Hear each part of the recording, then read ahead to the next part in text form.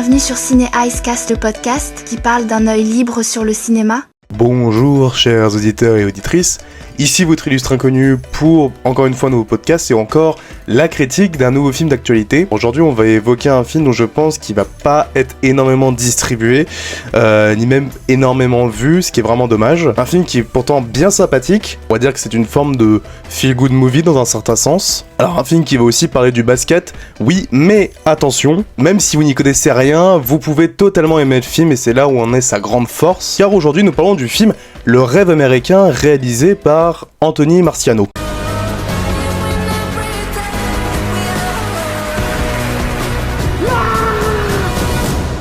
Le Rêve Américain est un film français réalisé par Anthony Marciano, qui est un réalisateur qui avait déjà signé des films plutôt sympathiques, comme par exemple Les Gamins, qui était avec Max Boublil, où il y avait encore le film Play, qui avait, on va dire, une forme de conception assez intéressante, et qui étaient donc deux films portés par Max Boublil.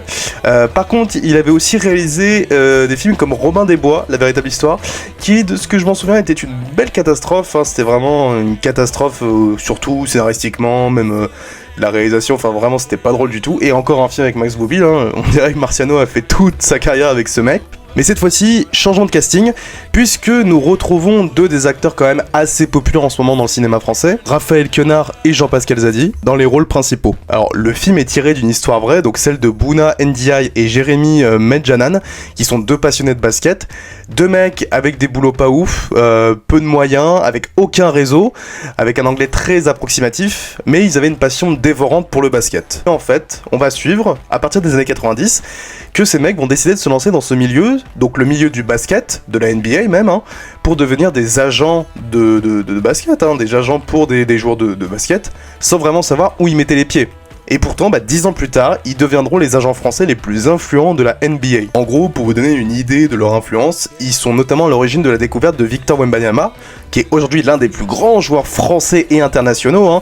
Le mec, il a 22 ans, il fait 2m26, c'est un monstre absolu du basket, et actuellement, je crois qu'il est dans l'une des plus grandes équipes de NBA, hein. Le mec, c'est impressionnant, à l'âge qu'il a, aussi jeune, c'est assez fou. Et d'ailleurs, je crois que c'était leur dernier grand coup de poker, et c'était le dernier en date, alors les mecs continuent à jouer, hein, actuellement. Pour autant, ce qui en fait la force de ce film, je développerai ensuite, mais c'est que le parcours il est semé d'embûches, semé d'emmerdes, de problèmes.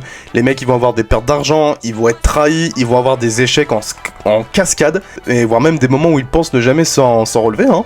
Et pourtant, à force de détermination, de travail et d'acharnement, ils finissent par s'imposer. Et c'est là que réside la vraie force du film, de toujours montrer les échecs comme des formes de véritables tremplins pour la réussite. On va commencer par le plus important. Notre force à nous, c'est le contact avec le joueur.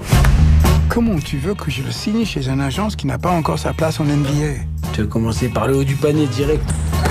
Faut bien bouffer la glace avant le cornet, non? Tu viens d'inventer celle-là? Ouais. Je vais être honnête, au départ, je m'en foutais un peu en fait de ce film. Le film ne m'attirait pas spécialement. En fait, je voyais déjà un peu avec le film le concept de Success Stories, qu'on a beaucoup aux États-Unis mais à la française, avec un espèce de biopic un peu classique. Le film de sport un peu bien sage, bien artificiel, etc. C'est vraiment ce que je redoutais. Et en plus, le basket, c'est pas un milieu que je connais très bien, même. Alors, attention, hein, ça me dérange pas de mater des matchs de basket de temps en temps, mais c'est vrai que bon, c'est un milieu où il faut vraiment être assez fermé et assez élitiste, c'est pas le football quoi. Et un autre truc aussi, c'est que les biopics commencent un peu à me gaver.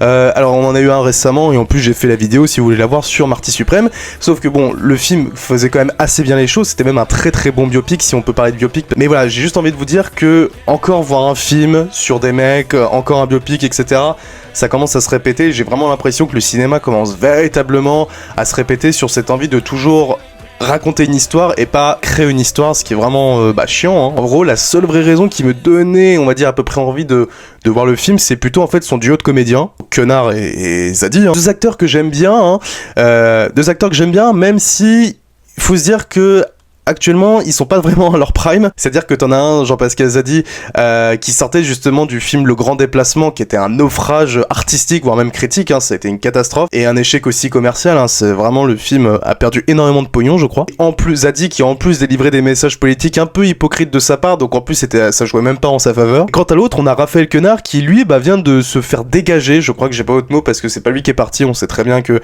il y aurait des histoires sur le tournage, mais oui, il serait parti du tournage sur le biopic de Johnny Hallyday. Encore une fois, on parle d'un biopic. Il y a plein de choses à dire sur, on va dire, le tournage du film qu'il est en train de faire sur Johnny. Il y a plein d'emmerdes, il y a plein de trucs. C'est un film qui est absolument maudit. Je me demande si vraiment on va pouvoir le voir un jour. Bref, tout ça pour dire que actuellement les acteurs, ils sont pas à leur prime, ils sont pas à leur meilleur. Et en plus, il y a une forme de ras-le-bol général de voir toujours ce genre d'acteurs, ou en tout cas ces deux acteurs, jouer un peu les mêmes rôles. C'est-à-dire qu'en gros, ces mecs, on les prend pas véritablement pour jouer des rôles assez différents. On les prend en fait par leur personnalité. C'est des mecs qui ont une personnalité assez propre. C'est-à-dire que quand tu vois un film avec Quenard, bah tu sais qu'il va jouer du Quenard, le gars un peu marginal, un peu incompréhensif, un peu loufoque. Et Zadi, bah tu sais très bien que quand tu le prends, bah il va aussi jouer du Jean-Pascal Zadi, c'est-à-dire le mec un peu bêta, un peu neuneux, mais très drôle et sympathique. Oui, le film ne me donnait pas plus envie que ça. J'avais pas une grande confiance en long métrage, malgré vraiment des débuts de critiques que je voyais au fur et à mesure qui commençaient à être dévoilés et qui donnaient plutôt envie d'ailleurs au film. Et bien vous savez quoi, vous avez oublié tout ce que j'ai dit de mal sur le film. Alors le rêve américain, c'est très sympa. Et ça dissout toutes les inquiétudes que j'avais sur ce film. Sur en fait à peu près tout. Is French? Oui, French. Puis on abandonne, face on riposte. Pas triché là. Tu crois vraiment que j'allais laisser une pièce décidée pour nous? Premièrement, c'est un film ô combien sympathique et bienveillant. C'est-à-dire que le film va porter un message assez beau sur l'envie de se battre jusqu'au bout, qui est pas du tout cliché, ou que ils arrivent à très bien le mettre en place et en scène sans que ça soit balourd, sans que ça soit lourdingue, et ça c'est vraiment convaincant. Parce que malgré les échecs et malgré les emmerdes, c'est un film qui te porte une leçon de vie assez belle. Et comme le dit justement JP, L'échec, c'est la clé de la réussite. et ça, en fait, le film, ou plutôt en tout cas le réalisateur Anthony Marciano, va vraiment te montrer le principe de tous les échecs, de toutes les galères du film, comme quelque chose au-delà de faire partie de la vie, hein, c'est sûr. En fait, il va te montrer que les échecs dans une carrière et dans une vie doivent exister pour que ça soit, pour nous pousser à aller plus loin. Donc en fait, elles sont indispensables, surtout quand on veut gravir les échelons dans un certain sens. Car qu'en fait, quand tu vois le merdier dans lequel les deux vont se mettre sur l'intégralité du film, entre les pertes d'argent, les trahisons, etc., bah, tu vois que les mecs, ils ont chié, quoi. Ils ont chié pendant plus de 10 ans, et ils ont toujours cru en leur rêve, ce qui est assez fou. Et en fait, tout ça, c'est magnifiquement retranscrit dans le film. On s'est saigné, on s'est endetté, on s'est mis dans la merde. Énerve-toi! On va s'en sortir. La combinaison infernale. Le chaud, le froid, comme un robinet. Donc on est endetté de combien? Et si c'est aussi bien retranscrit, c'est par deux choses, enfin plusieurs choses, mais une seule, c'est quand même la puissance de ces comédiens. Et alors, si vous attendez à avoir le même jeu d'acteur qu'à l'accoutumée pour Quenard et Zadi, alors là encore, vous allez être extrêmement surpris, hein. Parce que là, vous oubliez les Quenard, les Zadi, etc.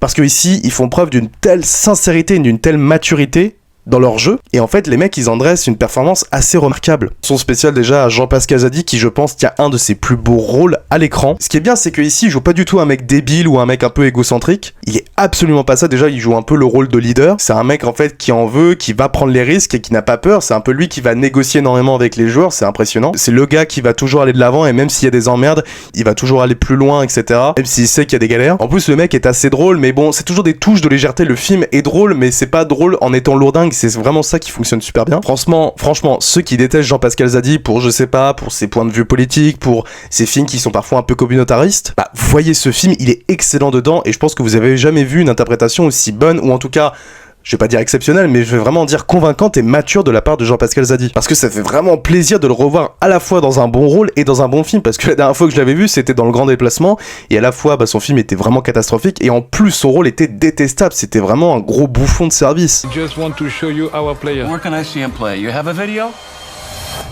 Oh my god. Et alors Quenard, bah lui aussi, grosse surprise, il est excellent dedans. Alors lui, son personnage, il va plus être dans l'inquiétude, dans la remise en question.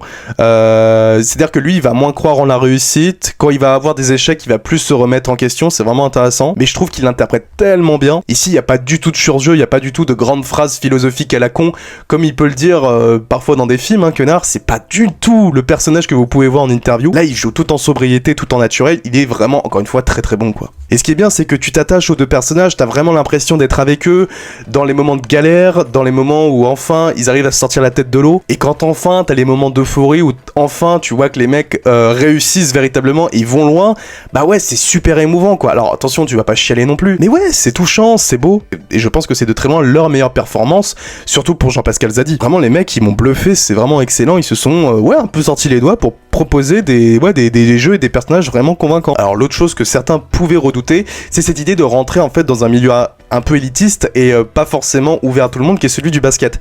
Et bah là aussi le film se charge de garder un aspect ultra novice et simple pour le plus grand nombre de personnes, parce que ceux qui n'y connaissent rien, vous allez être pas du tout largués. C'est vraiment extrêmement bien raconté dans le film et il t'explique à peu près tout sur le prisme de la draft, qu'est-ce que signifie la draft, la NBA, ou encore avec les contrats avec les agents, le pourcentage aussi selon l'efficacité du joueur. Il t'explique tout et d'une manière assez simple, et du coup t'es pas du tout largué sur les 2 heures de film, quoi. Et donc c'est un film que tu peux mettre entre toutes les mains, c'est un pur feel good movie simple d'accès et c'est vraiment cool. Et là aussi je vais faire 2-3 comparaisons avec justement l'autre film qui sortait le même jour, un peu comme Marty Suprême, parce que, un peu comme le film avec Timothée Chalamet, ici le basket est secondaire à la même manière que Marty Suprême, le ping-pong était secondaire, parce que ici Anthony Marciano, il voulait surtout raconter une épopée assez folle de 2 mecs qui auraient pu abandonner des tonnes de fois, mais qui ont gardé un esprit de revanche incroyable, et qui fait qu'ils sont allés jusqu'au bout, car même dans les moments où on pensait que la réussite était à leur porte, à ces mecs, et même là, tu peux avoir des emmerdes, tu peux avoir des galères, et ça arrive même au meilleur moment. Et les échecs continuent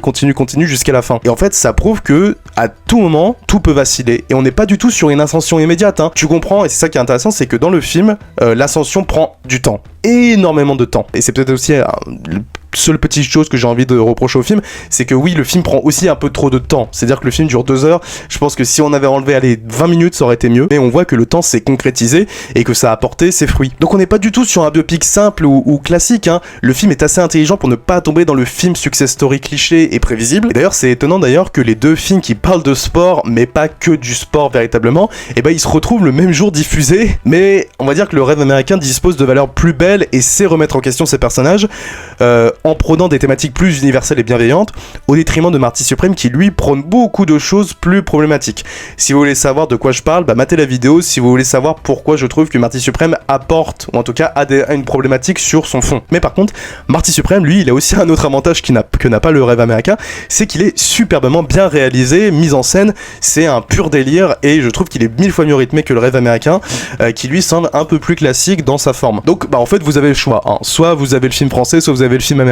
En tout cas, ces 2 films, je les ai beaucoup aimés, donc je vais pas me prononcer dessus, voilà. Ce qu'on recherche, évidemment, essentiellement 2 choses. D'abord, des gens qui partagent notre passion, et puis qui sont motivés.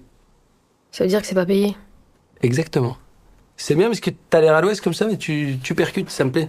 Voilà ce que j'avais à dire sur le rêve américain. Alors, titre pas terrible d'ailleurs. J'aurais préféré un titre un peu plus en lien avec le basket et moins artificiel, parce que le rêve américain ça veut tout et rien dire, et je trouve que ça fait un peu titre de film nul malheureusement. Là on aurait pu faire un jeu de mots avec, je sais pas moi, la NBA ou le basket. C'est un beau film qui est simple, qui est loin d'être cliché, qui est porté par un duo de comédiens vraiment excellent. C'est vraiment un très très beau feel good movie, si on peut dire comme ça. C'est un film qui prouve que tout est possible dans la vie si on y croit à fond. Je finirai la vidéo avec ce petit message d'une naïveté assez prononcée quand même. Avez-vous vu Le Rêve Américain qui est réalisé par Anthony Marciano? Qu'en avez-vous pensé? Dites-moi tout ça dans les commentaires. Et moi je vous dis à très bientôt sur le Cinériscast pour une nouvelle critique. Logiquement. Merci encore, abonnez-vous, au revoir. Au cas où on se reverrait pas d'ici là, je vous souhaite une bonne soirée et une excellente nuit.